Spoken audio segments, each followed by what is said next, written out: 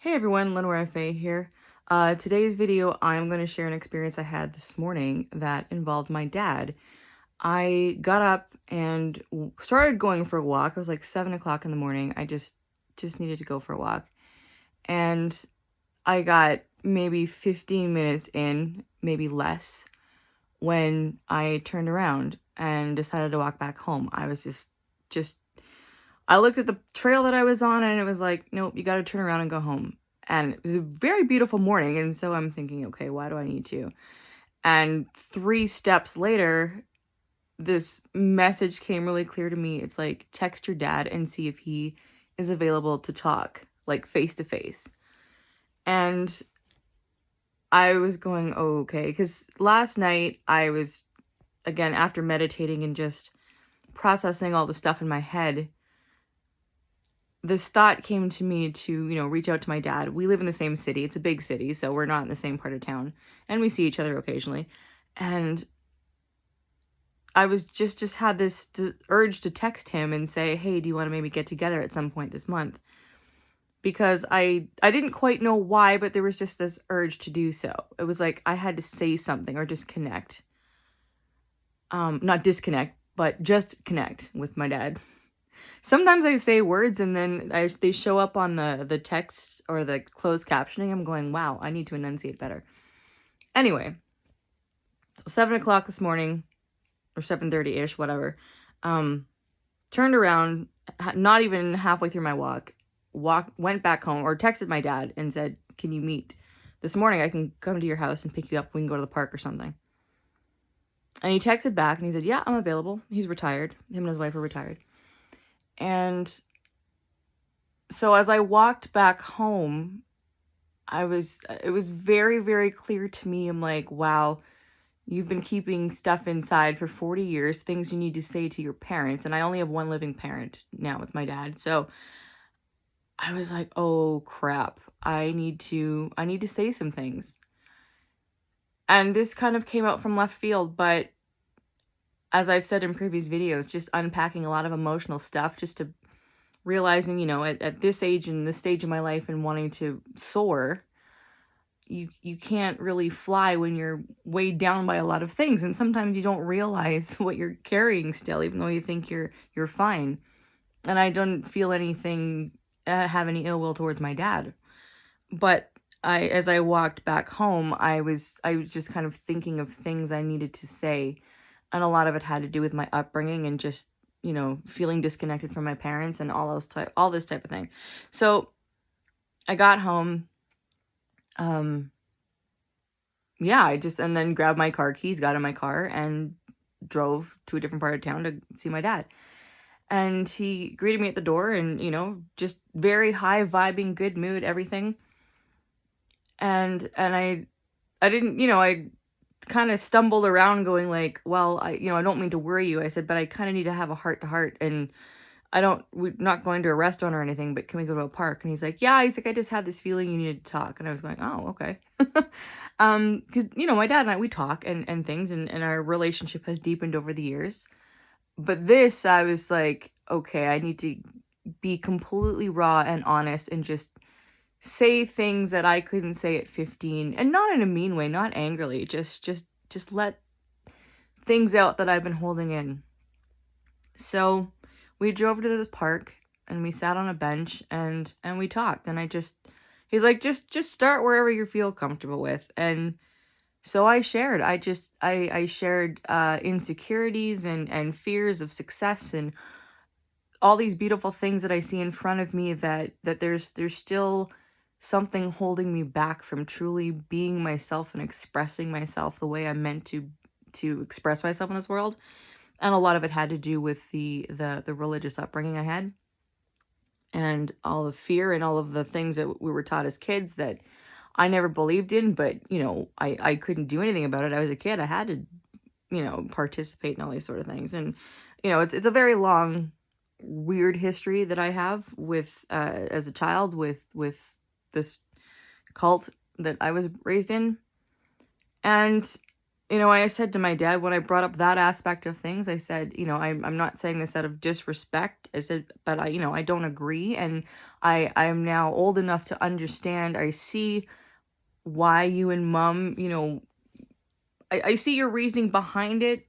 And bear with me here. I mean, I know it sounds weird, but I understood, and I'm saying that to you, the guys watching this, because you be like, why would you even say that in a way? But I have respect for my dad, and it's just their reasonings for how they chose to raise me. I didn't agree with, but I could see their point of view, as in the sense like we're all adults trying to find connection, all this sort of thing, and this was the community that my parents founded in. And my dad said something to me. He's like not to excuse this or excuse anything, because he listened when I explained to him how that fear mindset, that how we were taught really not to believe in ourselves and not to be great and not to pursue anything great within ourselves. And there's many other things that I had shared with him about that, as that, and how that I realized that's affected me. And I had to say this to him to kind of release that. And he listened, and he was respectful. And I didn't say it from an angry place. I just said that, like, this is just how I just need to get this out. And, and he said to me, he said not to excuse anything, but, we were kids raising kids. And I appreciated that perspective from him, because, my dad was 26 and I'm the oldest. So he was 26 when I was born. And, him and my mom wanted to have 2 children, and they had 2 children, and they raised us and everything. And, it was just, and then we talked openly about many things, about losing mom and, marriage and all these, like, just kind of every aspect, I just kind of just let it all out there. And it was nice because, like, my dad had really, really clear, I don't think I've ever seen that kind of clarity in him, like, energy wise. And I was just like,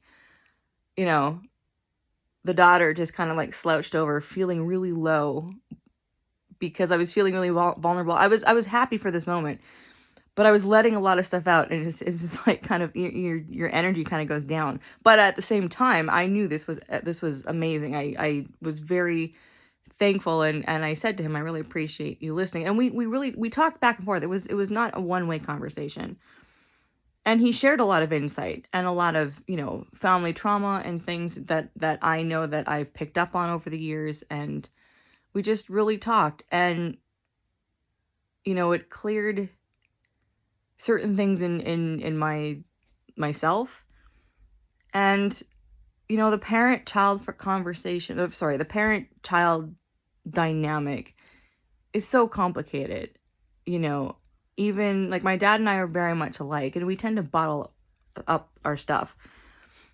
But it was just really cool to be at this stage. We're still 26 years apart, but when you're 40 and 60, whatever, like it's, I guess, 66, and you can talk on a level where we're just sharing and no one's trying to fix anybody. And he gave me some really sound insight and advice that, quite honestly, like, there's a part of me that still needs to hear that from my dad. It wasn't permission. It wasn't praise or anything like that. It wasn't criticism. It was just like, yeah, like here's your inner power. Like, here's what I do. Like, just things like that I was going, that is what I realized I still needed from, I guess I did kind of need it from my dad. It was nice to receive. I would be fine without it, but it was a really nice moment, and it cleared some things in my head and my heart and soul. And, he's always been respectful that I don't want to have children, and I still don't. And I just feel like this whole experience kind of clears a lot of trauma that's happened, not specifically in my immediate family, but like in previous, from my grandparents on both sides and all that sort of thing. I mean, there's a lot, there's a lot. I need another nap. It's just been all these emotions, and I'm really good at bottling stuff up. I mean, you guys know me as, like, vibrant and everything. And I am that way. But there's also that deep, dark part of you that needs to be expressed, or you need to work through in order to be who you really are. I feel, anyway. So yeah, it was amazing. And it was nice to be able to say how I really felt about things that were still weighing me down inside to my dad. And I realized like it wasn't something I could journal. It was something I had to say directly to my dad. I never would have come up with that idea. So thank you, universe, I guess. I don't know. Oh, I was shaking when I got home. Not because of like, because it was just this release. And it's like, well, what do you do from here now, right? And it's very much, I mean, life is so interesting that way where you go through these things and you have really dark moments and you work your way through them, however you do. And then you're like, oh, okay, what do I do now? So yeah, this is becoming a habit. But again, I'm sharing this for, look, when I'm compelled to share stuff like this, it's because someone else needs to hear this, or yeah, needs to hear it.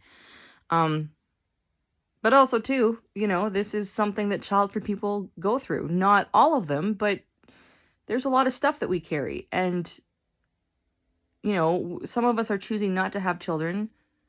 It was something that I just didn't want to do. And I'll always say that because I mean it. But I'm saying, you know, whatever feelings I had or didn't have towards my parents, that's not the reason why I don't have children. But I realized too that by not having kids, you know, it's taken me this long. Well, sorry, let me rephrase that. What am I trying to say here?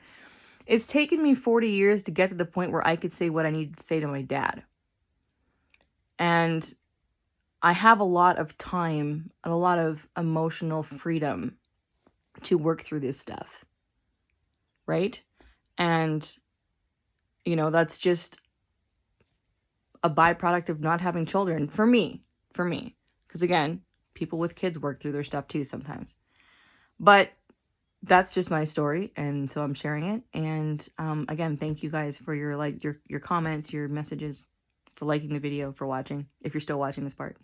But anyway, I hope this helps somebody. And, you know, when you get the urge to talk to your parents face to face about stuff, do it. It's not easy, but hey, clears a lot of stuff inside.